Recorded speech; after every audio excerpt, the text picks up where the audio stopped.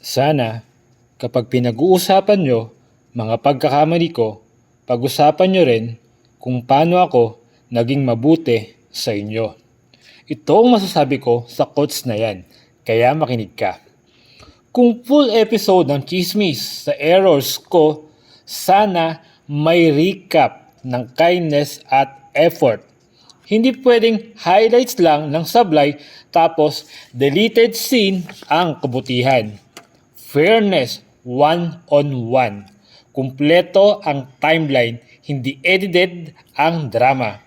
Kung may nasaktan ako, ready akong umamin at mag-ayos. Pero sana kayo rin.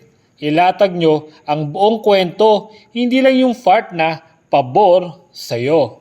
Kung seryoso kayong maglinis ng hangin, usad tayo ng diretso, pak at resibo at malinaw na resolusyon, hindi pagpaparinig at pabiktim na ginagawa mo sa Facebook. At oo, magsa-self-check ako. Accountability is power.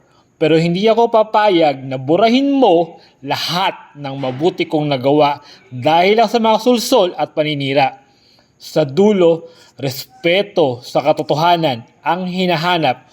Kung sasabihin mo ang mali ko, sabihin mo rin kung saan ako naging mabuti. Doon nagsisimula ang tunay na hustisya at maayos na relasyon.